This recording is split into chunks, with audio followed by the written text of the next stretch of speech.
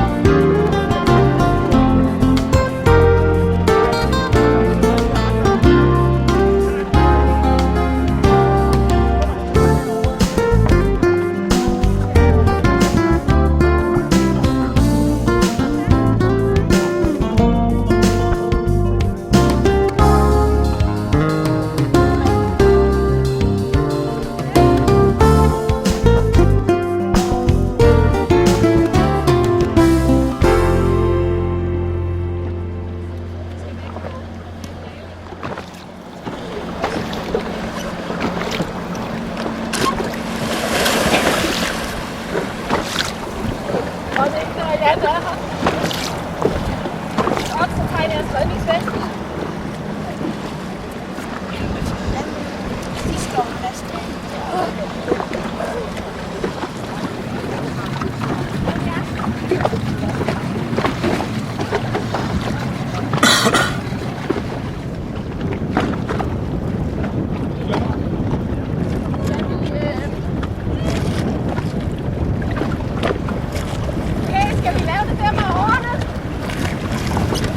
var altså ikke meget til med at skubbe, gør det dog. Nej. Så. Ja.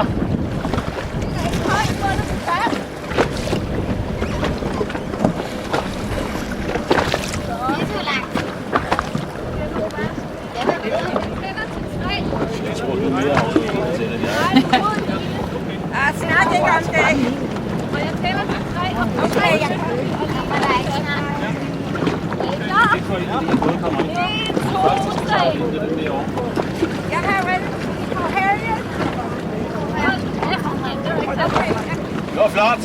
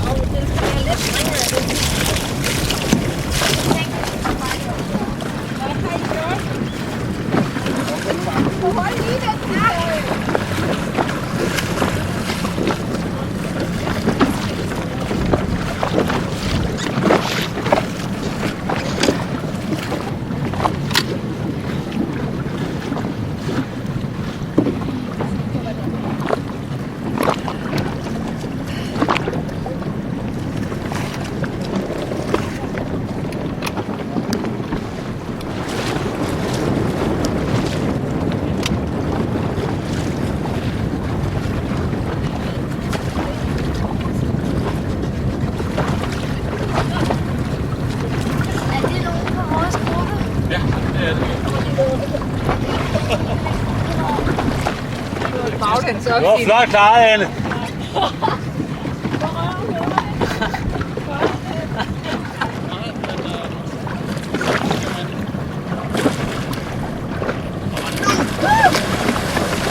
Kom der lidt vand. Har det ikke hovedet jo.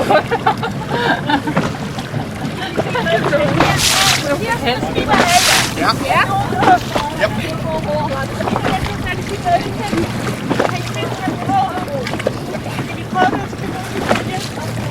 Det var et flot tip, det der. Det var flot, Lise.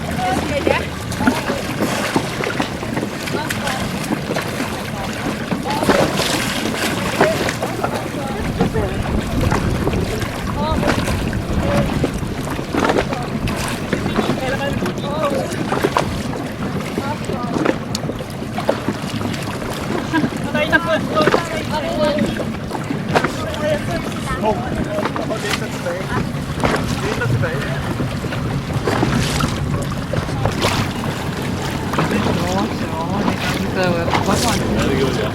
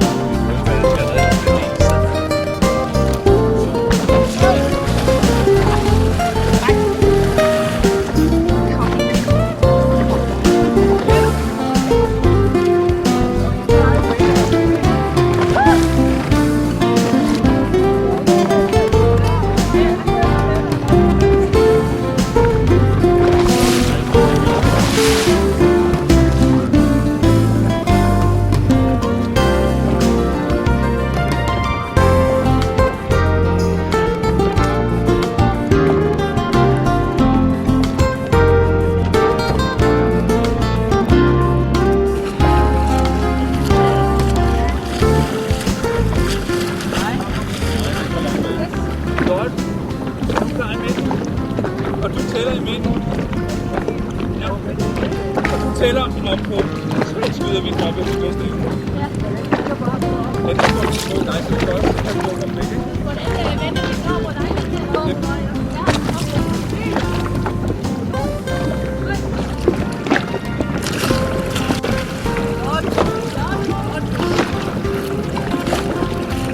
Luk her, Anne.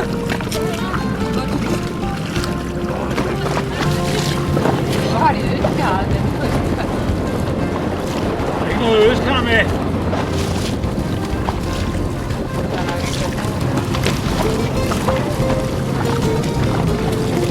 Ikke noget øskar.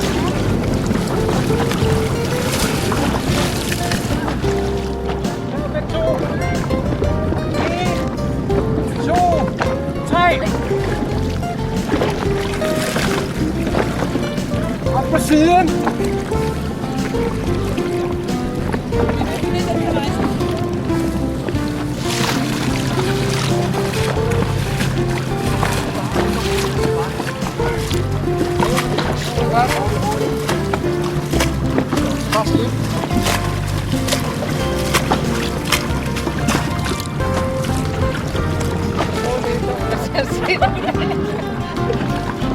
Og I ikke fået det, hvad den er blevet på vagt?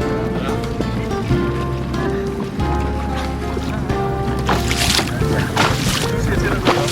Nogle af jer svømmer med i morgen.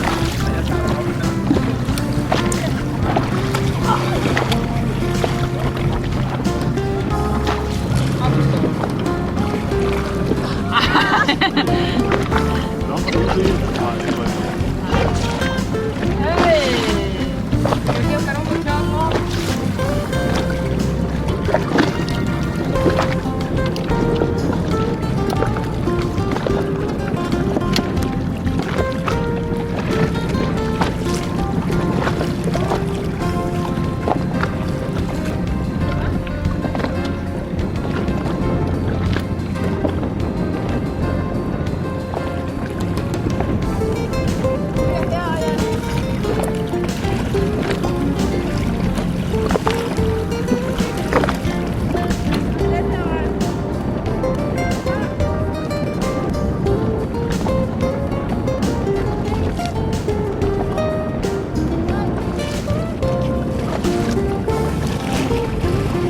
Susanne, du har flot klaret. Men er der nogen af jer, der er langtursvømmere? Er du hård? Ja, jeg er langt. Okay, det tænkte jeg godt.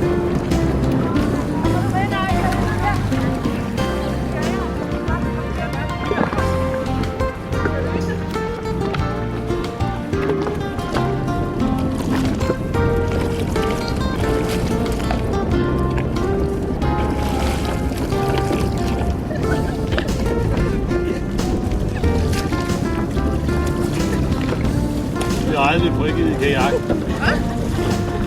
Kan vi ikke lige få den der øse, der er tørt? Ja, men jeg synes ikke, det er klogt at rykke i havnen så meget. Nå nej, men så tager han jo på vej ind også. Ja, det må I gerne. Flytter vi lige. Jamen, jeg ikke. Så skal vi over det her vores sidste skab. Der er noget en gang. Der er meget modig ham der.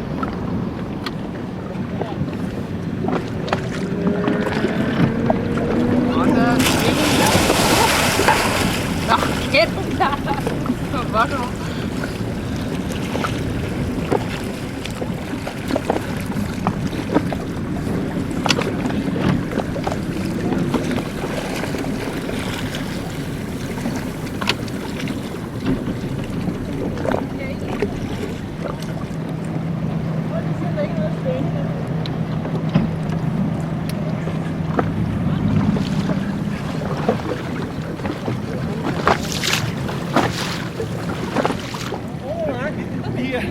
Kan vi ikke være enige om, at vi tæller til 3, og så løfter vi, Birte? Vi tæller højt og tydeligt. Okay. Og vi løfter bare rundt. Ja, vi løfter opad. Ja. 1, 2 og 3.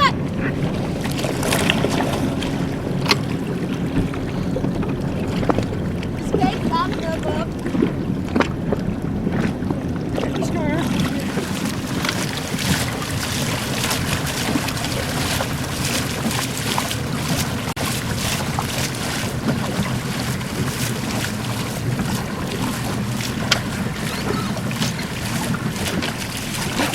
mere øsekram her, så kan man øse lidt her.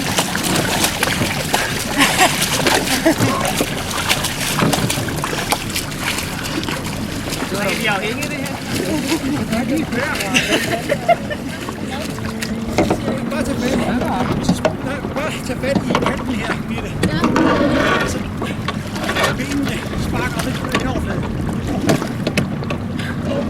Ja, og så sparke. Kom så op. Nå, alternativ. Prøv at få det venstre ben op på kanten. Ja.